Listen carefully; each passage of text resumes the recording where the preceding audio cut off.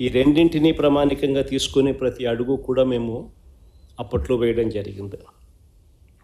కానీ చంద్రబాబు గారి పాలన చూస్తే, ఈ సంవత్సర కాలం పాలన తన పాలన చూస్తే, కాగ్ విడుదల చేసిన నివేదికను గమనించినట్లయితే ఎక్కడా కూడా అభివృద్ధి కనిపించదు, ఎక్కడా కూడా సంక్షేమం ఊసే అంతకన్నా ఎక్కువ కూడా కనిపించదు.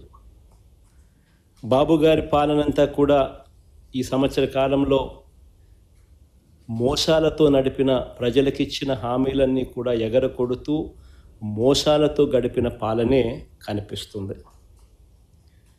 రాష్ట్రానికి సంబంధించిన ఒకసారి స్టేట్స్ ఓన్ రిసోర్సెస్ SOR ఒకసారి గమనించినట్లయితే టేబుల్ మీ అందరి ముందర కూడా టేబుల్ కూడా చూపిస్తూ ఉన్నాం. ఈ 12 నెలల కాలంలో స్టేట్స్ ఓన్ రెవెన్యూస్ కనుక గమనించినట్లయితే అంటే tax revenues, non tax revenues, ఈ రెండింటినీ కలిపితే స్టేట్స్ ఓన్ రెవెన్యూస్ అంటారు. ఈ రెండింటినీ కూడా, ఈ స్టేట్స్ ఓన్ రెవెన్యూస్ని ఒకసారి గమనించినట్లయితే రాష్ట్ర ప్రభుత్వానికి సంబంధించి పనితీరు ఎలా ఉంది అని అంటే కేవలం 3%, 3.08% మాత్రమే గ్రోత్ రేట్ కనిపిస్తూ ఉంది. ఇది ఎందుకు అంత ఇంపార్టెంట్ ఆస్పెక్టు అని అంటే, ప్రజల కొనుగోలు శక్తి, దీంతోపాటు పెట్టుబడులు తగ్గాయనడానికి ఈ డేటా ఒక ఇంపార్టెంట్ నంబర్ కింద ఈ డేటా కనిపిస్తుంది. అదే ఒకసారి దేశం వైపు ఒకసారి చూస్తే ఇంకా ఆశ్చర్యం కనిపిస్తుంది. దేశం చూసుకుంటే దేశానికి సంబంధించిన gross tax revenues, non tax revenues దేశానికి సంబంధించి చూస్తే లాస్ట్ ఇయర్ కన్నా ఈ సంవత్సరం ఏకంగా 13.76% గ్రోత్ రేట్ కనిపిస్తుంది. అది ఈ పక్కన రైట్ సైడ్ దేశానికి సంబంధించిన డేటా. అందులో 32,50,181 non tax revenues and non tax revenues of central government ఉంటే 2025 ఫైనాన్షియల్ ఇయర్లోకి వచ్చేసరికి, ఫిబ్రవరి 2025కి వచ్చేసరికి 36,97,545, అంటే 13.76% పెరుగుదల కనిపిస్తుంది. మన రాష్ట్రంలో చూస్తే కేవలం 3.08% మాత్రమే స్టేట్స్ ఓన్ రెవెన్యూస్ పెరుగుదల కనిపిస్తూ ఉంది. మరి ఇంత దారుణంగా చంద్రబాబు నాయుడు గారి పనితీరు ఉంది అని చెప్పడానికి ఇదొక నిదర్శనం. ఎందుకనంటే రాష్ట్రానికి సంబంధించి రావాల్సిన ఆదాయాలన్నీ రాష్ట్ర ఖజానాకు రావడం లేదు. ఇవన్నీ చంద్రబాబు నాయుడు గారు అని గజ దొంగల ముఠ జోబుల్లోకి పోతూ ఉంది అన్నదానికి ఒక ప్రస్ఫుటమైన నిదర్శన ఈ డేటా. ఇదే మాదిరిగా ఇంకొక డేటా కూడా ఒకసారి గమనిస్తే, చంద్రబాబు నాయుడు గారి హయాంలో అప్పులు ఎంత తీసుకొచ్చాడు, దీనికన్నా ముందు ఫిగర్, ముందు స్లైడ్. చంద్రబాబు నాయుడు గారి హయాంలో అప్పులు ఈ సంవత్సరానికి సంబంధించి విత్ ఇన్ ద FRBM బడ్జెట్లో ఆయన చేసిన అప్పులు ఎంత, సిమిలర్గా దాని ముందు సంవత్సరం అంటే చంద్రబాబు నాయుడు గారికి ముందు సంవత్సరంకి సంబంధించిన అప్పులు ఎంత అని చూస్తే, అప్పులు మా హయాంలో ఆ చివరి సంవత్సరంలో 67,720 కోట్లు చేస్తే, ఈ పెద్ద మనిషి ఈ 12 నెలల కాలంలో ఆయన చేసిన అప్పులు ఏకంగా ఈ ఫైనాన్షియల్ ఇయర్లో తాను చేసిన అప్పులు 81,597 కోట్లు, అంటే 30% అధికంగా ఈ పెద్ద మనిషి చంద్రబాబు నాయుడు గారు అప్పులు రాష్ట్ర ప్రభుత్వం మీద మేము చేసిన అప్పుల కన్నా అదనంగా బారో చేశాడు క్లియర్ కట్గా అని చెప్పి కనిపిస్తూ ఉంది. ఇదంతా నేను బడ్జెట్ బారోయింగ్స్ చెప్తా ఉన్నా, తర్వాత next slide of budget borrowings కూడా చెప్తా. ప్రస్తుతానికి ఈ బడ్జెట్ బారోయింగ్స్ గురించి నేను మాట్లాడుతూ ఉన్నా. బడ్జెట్ బారోయింగ్స్లోనే ఏకంగా 30%, 30.10% అదనంగా బారో చేసినట్టుగా కూడా కనిపిస్తూ ఉంది.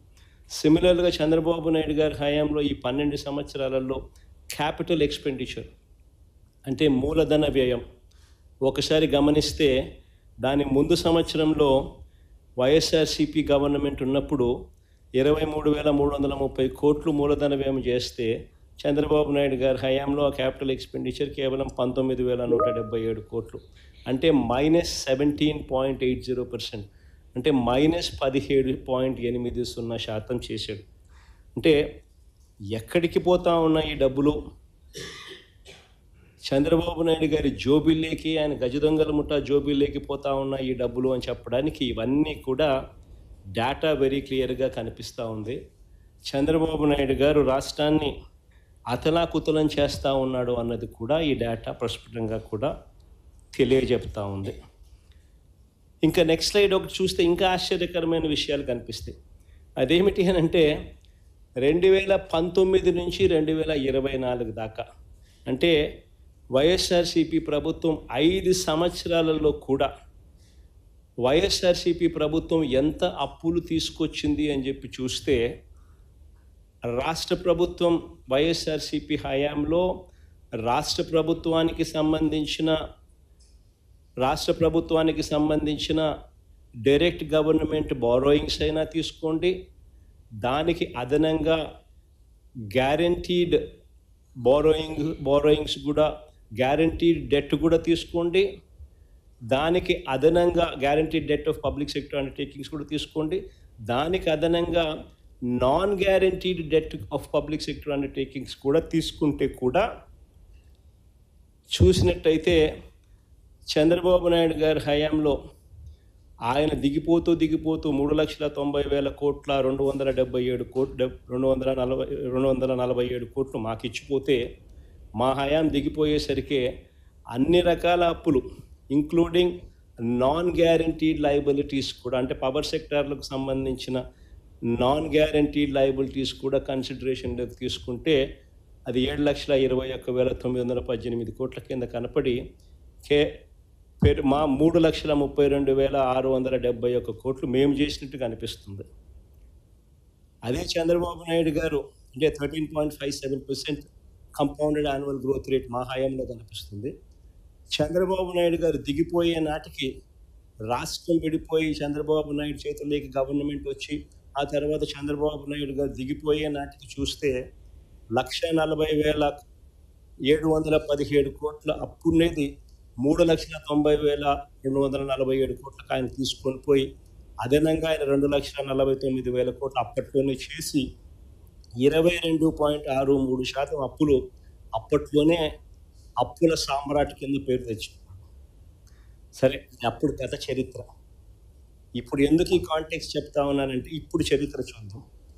5 సంవత్సరాల కాలంలో వైఎస్ఆర్సిపి ప్రభుత్వం మొత్తం కలిసి అప్పు 3,32,671 కోట్లు చేస్తే ఈ 12 నెలల కాలంలోనే చంద్రబాబు నాయుడు గారు అధికారంలోకి వచ్చిన ఈ 12 నెలల కాలంలోనే కిందన్న టేబుల్ చూడండి, 137,546 కోట్ల రూపాయలు అప్పులు చేశాడు ఈ పెద్ద మనిషి. అంటే వైఎస్ఆర్సిపి చేసిన అప్పులో ఏకంగా సంవత్సరంలోనే 41% అప్పు ఈ ఒక్క సంవత్సరంలోనే చంద్రబాబు నాయుడు గారు చేశారు. ఒకసారి గమనించినట్టయితే borrowings during financial year 2024-25 81,597 crores, SDL issuances in April 5,750, SDL issuances first week of May 7,000 crores, off budget borrowings through APPFC 710, off budget borrowings through AP Markfed 6,000 crores, off budget borrowings through Civil Supplies Corporation 2,000 crores, off budget borrowings through planned APMDC bonds 3,489 crores so far. Borrowings secured for Amaravati. It's very important. Borrowings secured for Amaravati ఏకంగా 31,000 కోట్ల రూపాయలు, మొత్తంగా కలిపి 1,37,546 కోట్ల రూపాయలు ఈ పెద్ద మనిషి